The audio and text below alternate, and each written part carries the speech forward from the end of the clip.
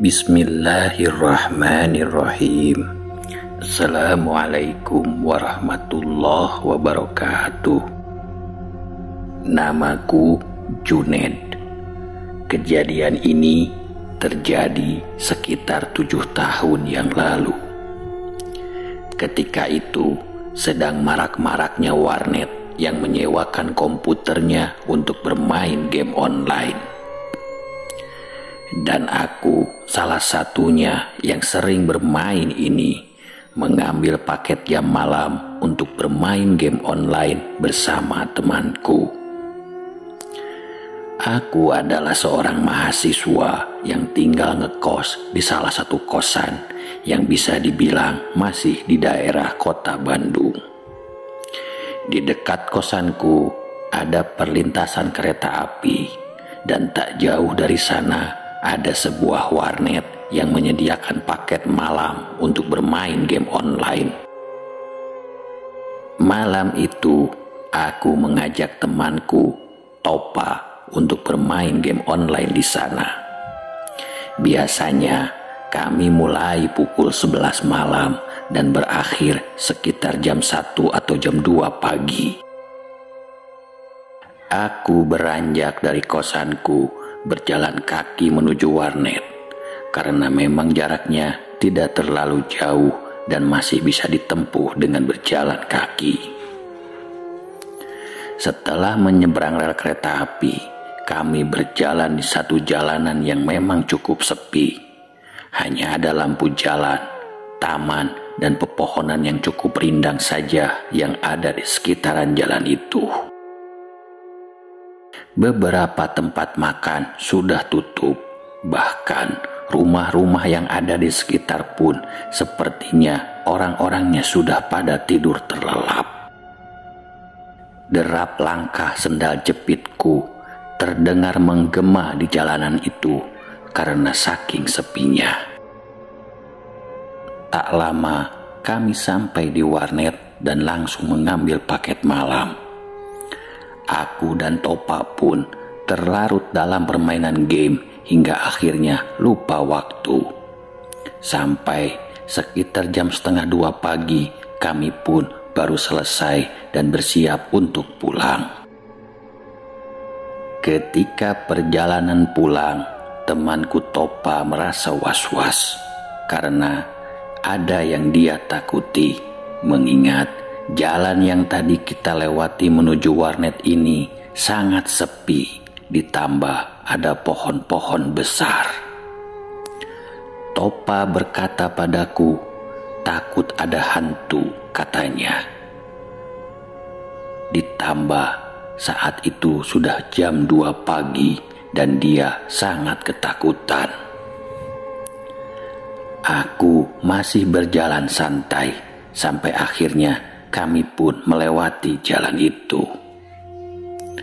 Topa menarik-narik jaket dan mendorongku agar jalanku lebih cepat lagi. Dia merasa takut kalau sewaktu-waktu dia melihat penampakan. Lantas aku berkata pada Topa, "Bro, lu ngapain sih takut begitu? Gua ini ya, daripada takut sama setan, gua mah lebih takut sama gangster, takut dibegal. Mending ketemu setan gua mah daripada ketemu begal." Begitu kataku. Topa menepuk bahu seakan mengingatkanku agar tidak berkata sompral. Aku tidak mempercepat langkahku, malah aku memperlambat jalanku sekaligus aku menakut-nakuti si Topa. Sampai ketika kami sedang berjalan beriringan, tiba-tiba suara langkah kaki terdengar dari belakang kami. Ketika itu posisi kami sedang berjalan bersebelahan dengan rel kereta api. Terdengar jelas ada suara langkah kaki seseorang yang mengikuti kami dari belakang. Topa menepuk bahuku dan berbisik. Dia bilang, "Bro, dengarkan, ada yang ngikutin kita dari belakang." Begitu kata Topa tanpa melihat ke belakang. Aku pun mengiyakannya. Iya bro, aku juga dengar. Gue lihat begitu kataku. Aku terus berjalan sambil menengok ke arah belakang. Di kondisi jalanan yang gelap itu, aku melihat ada seseorang yang memang berjalan mengikuti kami. Dan dari perawakannya, dia adalah seorang laki-laki. Siapa ya dia ini? Jangan-jangan begal. Di sana aku mulai was-was.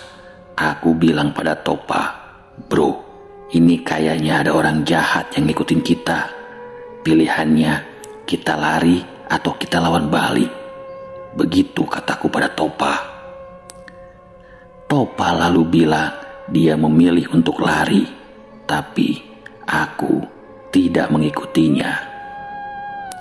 Karena penasaran dan kulihat dia pun hanya sendirian, aku pun menghentikan langkahku. Lantas aku membalikkan badanku ke belakang. Dan kulihat kalau laki-laki itu pun menghentikan langkahnya. Ia berdiri melihat ke arah kami. Wajahnya tidak terlihat dengan jelas. Sekilas kulihat pakaian yang terlihat kotor, penuh dengan noda. Aku sempat berpikir, mungkin ini orang yang tidak waras. Lantas aku pun berteriak ke arah orang itu. "Woi, ngapain ngikutin kita? Lu begal ya?" Orang itu hanya terdiam, dan ketika itu aku coba berjalan mendekati orang itu. Topa sempat menahanku. Jangan dideketin, jangan," begitu katanya. Tapi aku penasaran. Ketika aku mendekatinya, tubuh orang itu terlihat seperti gemetaran. Kaki tangannya gemetar dengan hebat. Dan ketika aku sudah dekat, lantas aku pun melihat wajahnya. Astagfirullah. Orang yang kulihat itu wajahnya hancur, tidak berbentuk lagi. Batang hidung, mulut sudah tidak terlihat dengan jelas. Mukanya terkoyak, penuh dengan darah. Badanku seketika terdiam mematung. Jantungku berdegup dengan kencang. Sosok itu hanya terdiam berdiri tepat di depanku. Hingga tiba-tiba dari arah belakangku terdengar ada suara kereta api. Ya, suara kereta api yang semakin mendekat. Cahaya yang terang dari kereta api yang akan lewat itu memperjelas sosok yang kulihat berada di depanku. Dan tiba-tiba sosok laki-laki itu berlari menuju ke arah kereta ketika kereta api itu lewat di sebelahku. Sosok laki-laki itu berlari ke arah kereta dan sosok itu pun menghilang ketika ditabrak kereta itu. Buru-buru aku langsung berlari mengajak Topa untuk segera meninggalkan tempat itu. Hingga sampailah kami di depan gang menuju kosan. Dan di sana kami bertemu satpam yang sering berjaga. Melihat kami berlarian, satpam itu pun bertanya kenapa. Lantas aku bilang, aku lihat ada sosok laki-laki dengan wajah yang hancur di dekat rel kereta api. Satpam itu seakan tidak kaget mendengarnya. Dia pun beberapa kali sering melihat ada penampakan yang berjalan-jalan di sekitar rel kereta. Namun ketika didekati, sosok itu menghilang. Mungkin itu salah satu dari sosoknya yang meninggal karena tertabrak kereta api. bergidik ngeri mendengarnya. Temanku Topa jauh lebih panik dariku. Wajahnya sangat pucat dan dia menyalahkanku karena mungkin kenapa kami diganggu oleh sosok itu karena ucapanku yang semena-mena.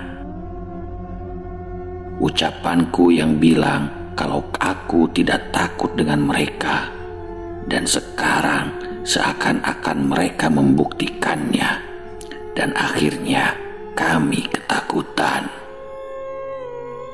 Nah teman-teman, demikianlah cerita pada kesempatan kali ini. Mohon maaf atas segala kekurangan. Billahi taufiq wal hidayah. Wassalamualaikum warahmatullahi wabarakatuh.